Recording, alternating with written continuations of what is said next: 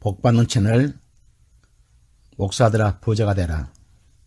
부제목 구하라 주실 것이요 구하라 그리하면 너에게 주실 것이요 마태복음 7장 7절. 너희가 얻지 못하면 구하지 아니하기 때문이요 야고보서 4장 2절. 목사가 되는 길은 쉬운 길이 아니다. 더구나 처음 목사가 되어 개척교회를 한다는 것은 얼마나 어려운 일인지 모른다.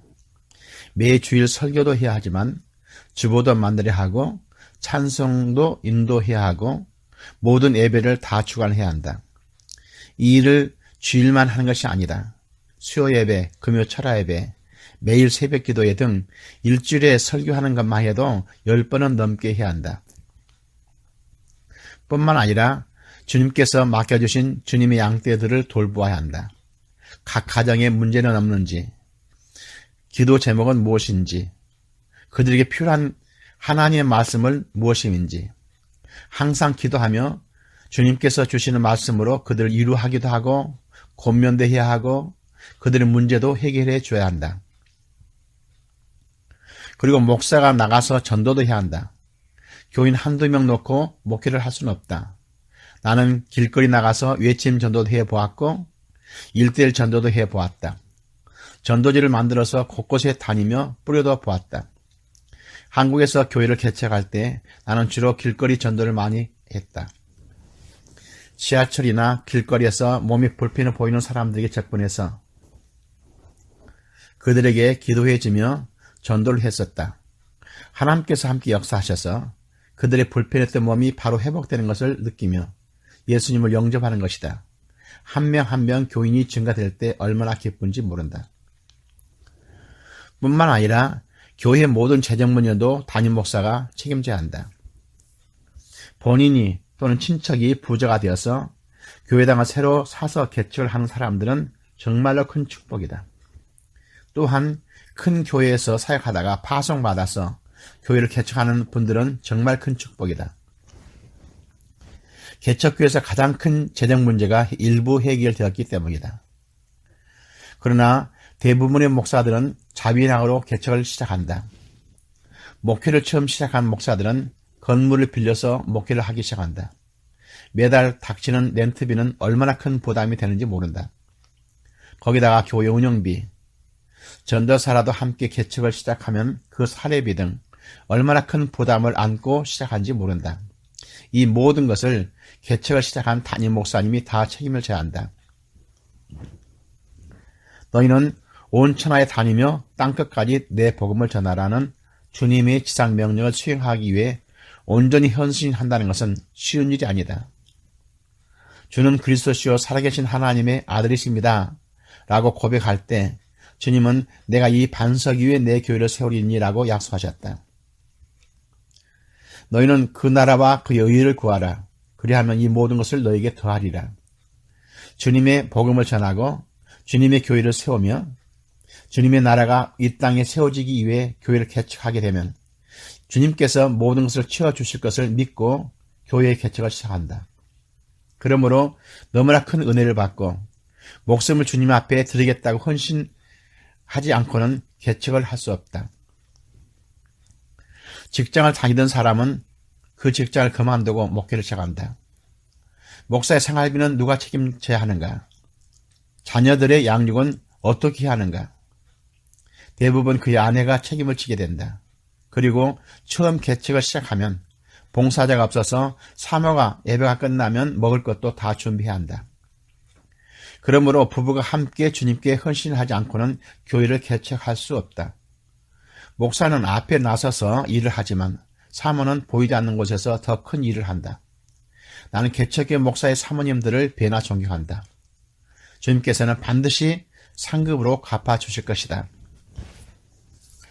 목사는 매일 해야 하는 설교 준비, 끊임없이 응답받아야 할 기도, 영적인 능력 없이는 해결할 수 없는 많은 문제들, 정말로 이 세상에서 이보다 더 어려운 일은 없다. 부족한 것을 스스로 느끼기 때문에 기도하지 않을 수 없다. 하루에 2-3시간 겨우 잠을 자면서 대부분 기도로 시간을 보낸다. 그리고 누가 시키지도 않지만 금식 기도도 하게 된다. 3일 금식 기도, 일주일 금식 기도, 단일 금식기도, 심지어 목숨을 걸고 40일 금식기도도 하게 된다.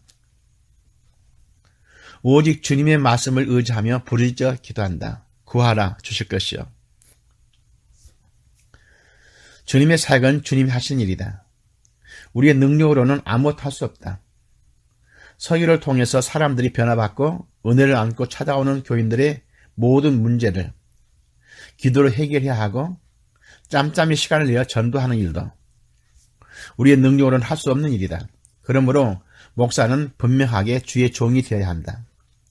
주님께 다 맡기고 충성스럽게 주님의 지시함을 받아야 한다. 구하라 주실 것이요. 개척교회 중에서 교회 재정이 넉넉한 교회는 거의 없다. 정말로 일용할 양식으로 만족하며 지내야 한다.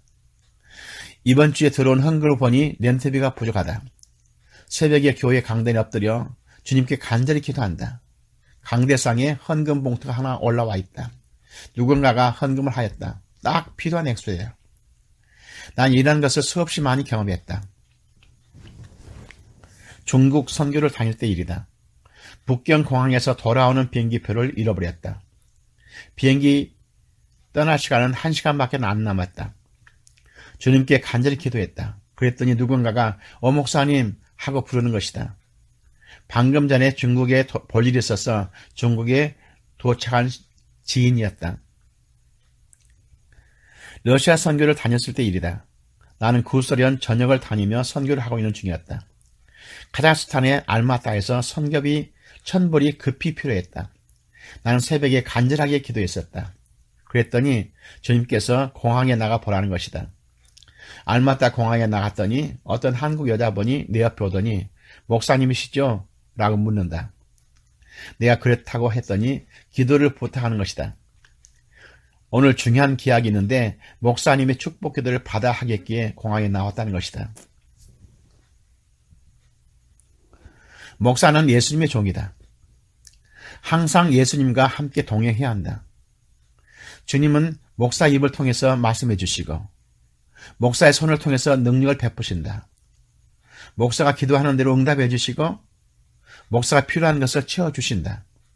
주님과 함께 한다는 확신이 없으면 절대로 주의 종이 되지 못한다. 더구나 주님의 몸인 교회를 세울 수는 없다. 주님께서는 나를 충성스럽게 여기셔서 미국에서 3번, 한국에서 1번 개척교회를 하게 하셨다. 정말로 주님의 크신 은혜이다. 여기에서 경험했던 이 은혜는 일일이 셀 수 없이 많다. 묵묵히 따라와 주었던 내 아내 미희에게 진심으로 감사를 드린다. 그리고 내 딸 수지, 화영, 내 아들 승호에게도 감사한다. 물론 주님께서는 약속대로 그들을 축복해 주셨다. 그러나 부모로서 남편으로서 해야 할 일을 하지 못했던 것은 항상 마음의 부담으로 남아있다. 내가 진실로 너에게 이르노니 하나님의 나라를 위하여 집이나 아내나 형제나 부모나 자녀를 버린 자는 금세 있어 여러 배를 받고 내세의 영생을 받지 못할 자가 없느니라. 누가복음 18장 29절 30절 말씀. 구하라 주실 것이요. 주님, 저들에게 여러 배의 축복을 주시옵소서. 제가 돌봤던 것보다 더 큰 축복을 주시옵소서. 아멘.